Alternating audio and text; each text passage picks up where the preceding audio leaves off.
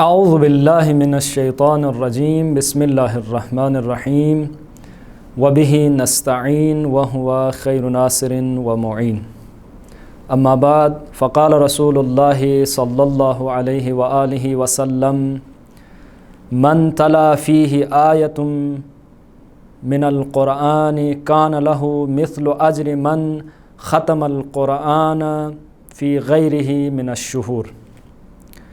ناظرین محترم، رمضان المبارک کے مہینے میں کچھ اعمال ایسے ہیں جن کی روایات میں بہت زیادہ تاکید کی گئی ہے۔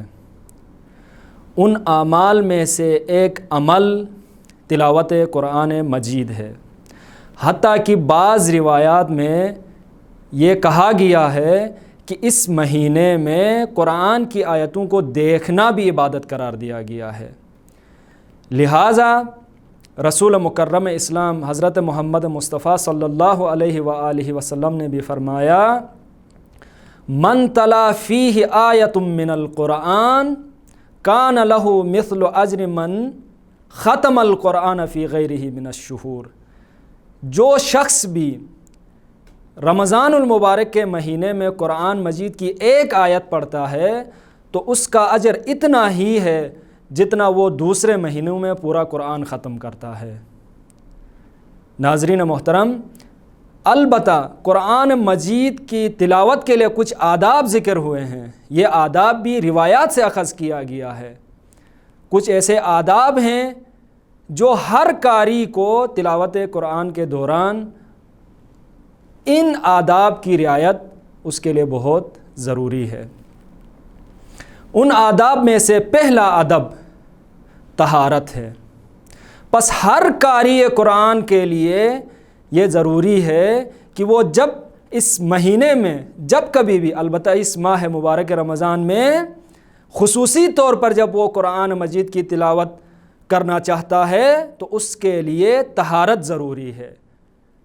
البتہ طہارت کی دو صورتیں ہیں، ایک طہارت ظاہری اور ایک طہارت باطنی۔ طہارت ظاہری یعنی انسان وضو کے ساتھ ہو، باوضو ہو اور قرآن کے محضر میں ہو اور قرآن کی تلاوت کرے۔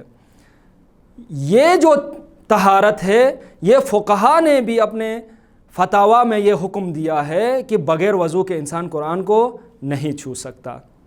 لیکن جو طہارت باطنی ہے وہ قرآن کے مفاہیم کو درک کرنے کے لیے ہے، وہ بھی طہارت تلاوت قرآن کے لیے ضروری ہے۔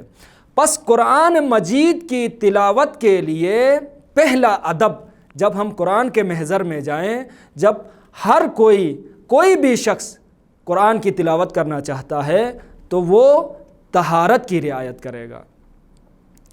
دوسرا ادب، جب ہم قرآن کی تلاوت کرنا چاہتے ہیں یا کوئی بھی قاری قرآن کی تلاوت کرنا چاہتا ہے تو اس کو اخلاص کی رعایت کرنی ہے۔